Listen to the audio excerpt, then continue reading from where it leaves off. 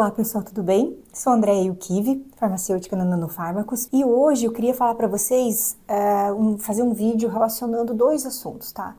Sobre ainda a dieta, e vou explicar ainda agora um pouquinho mais de uma outra etapa sobre como acontece no nosso organismo quando a gente come açúcar, né, e carboidrato em geral. Entenda-se toda vez que eu falar de açúcar, eu tô falando sobre carboidratos, né, porque todo carboidrato vai ser quebrado até a molécula de glicose. Então, entra aí arroz, feijão, pão, né, massas em geral, além de doces e etc. Mas eu preciso falar também para vocês sobre os parâmetros inflamatórios. E aí isso a gente vai falar um pouquinho sobre os exames de sangue, como interpretar exames laboratoriais. Então vai ter uma série também de vídeos, é muito conteúdo, né? A gente vai dividindo isso aos poucos, mas para vocês também entenderem como vocês vão interpretar o exame de sangue, né? Os exames de laboratório. E existem vários exames que a gente chama de marcadores inflamatórios que vão determinar o quanto inflamado você está e o quanto isso pode ser perigoso para a tua saúde, né? Então, vocês saber fazer essa interpretação é muito importante para vocês ajudarem também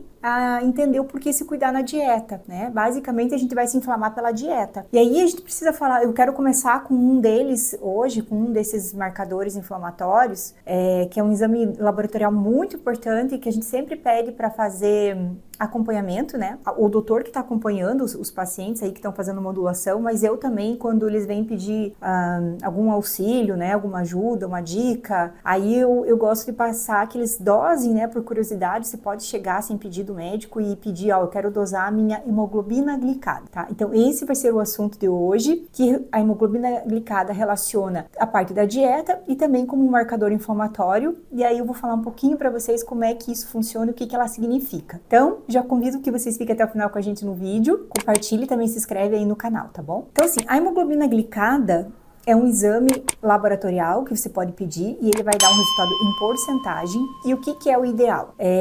Ele vai dar ali em torno de... O ideal é entre 4 e... É difícil, zerado a gente nunca fica, óbvio, né? Porque a gente vai comendo e vai se depositando açúcar ali nas nossas células. E aí, a hemoglobina glicada é o açúcar... A gente mede o açúcar que está se depositando na hemácia. A hemácia é a célula vermelha ali do sangue. E é ela que carrega uma proteína que se chama hemoglobina. E essa hemoglobina transporta o nosso oxigênio. Então veja como que é uma função tão importante, né? Vai estar levando o nosso oxigênio para todos os órgãos, né? Todas as células. Então é de extrema importância que o nosso corpo não esteja açucarado, né? Porque quanto mais açucarado ele estiver, mais difícil é esse transporte, tá?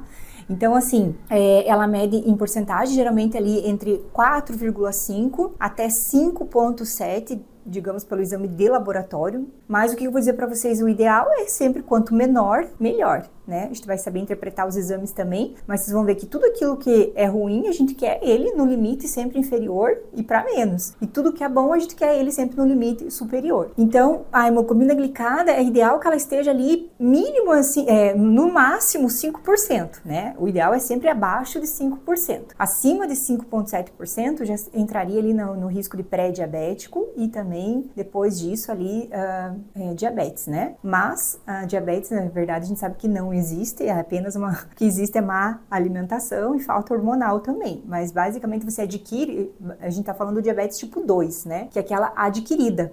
Então, a gente já adquire pela má alimentação. E aí entra o pessoal falando assim, mas a minha mãe era diabética, né? Meu pai era diabético, minha família toda tem diabetes, então é uma questão genética. Gente, a gente já sabe hoje também, as pesquisas mostram que genética não determina nada. O que determina vai ser sempre como é que a gente manifesta esses genes, como é que é a expressão genética, né? Se você ativa esse gene ou não. Isso a gente chama de epigenética. A epigenética é o que hoje está dominando tudo, né? Então, assim, as condições ambientais, o teu estilo de vida, que vai determinar se você vai ativar um gene ou não. Por exemplo, você pode ter um gene do Alzheimer e não ativar ele, não expressar esse gene, entende? Então, isso basicamente vai ser pelo teu estilo de vida, como é que você se alimenta, como é que se você faz atividade física, se você tem hormônios, né? Então, isso também é importante de vocês pensarem que você não está condenado a ter uma doença porque a tua família teve. Então, o diabetes, a gente diz que não existe porque você adquiriu ele, lógico, existe um diagnóstico porque você se alimentou errado, né? E temos muitos casos de pessoas em tratamentos aí que saíram dessa condição, que foi dita como diabetes, porque conseguiram fazer a reposição hormonal certinho, a dieta mais importante do que tudo, né?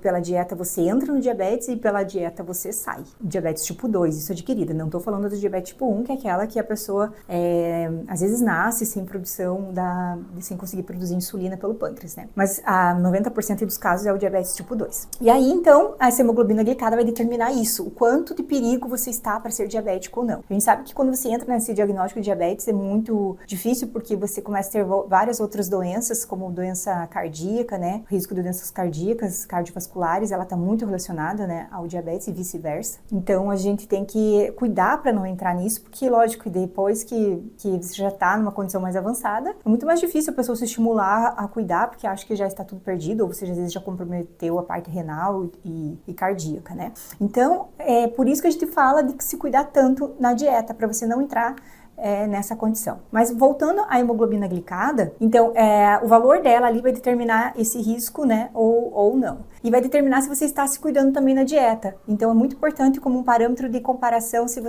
como que você estava antes, né, por exemplo, fazer a modulação hormonal, ou mesmo sem fazer a modulação hormonal, mas se cuidando na dieta, se ela vai estar baixando. Então é um controle nosso também, se o paciente está fazendo a parte dele. Então, por exemplo, a hemácia, desenhei um esquema aqui muito simples, né? Para vocês entenderem, a hemácia é uma célula vermelha que carrega a nossa hemoglobina, aqui um HB que é a hemoglobina, é a proteína que está na hemácia que carrega o oxigênio. O que acontece quando a gente come carboidratos e açúcar? Ele se quebra em glicose e essa glicose em excesso, ela vai se depositando nessa hemácia. Então você tem uma hemácia glicada, por isso que o exame a gente chama de hemoglobina glicada, que é a deposição de açúcar na hemoglobina, porque açúcar e proteínas têm muita afinidade, então é um casamento ali, e ela se deposita ali, né? Essa célula vermelha, ela dura em torno de 90 dias, depois ela vai vindo novamente, por isso que você vai o exame te traz assim um resultado de como que você está se cuidando nesses 3 meses anteriores, como é que está vindo essa deposição de açúcar na tua célula. E o que acontece com uma hemácia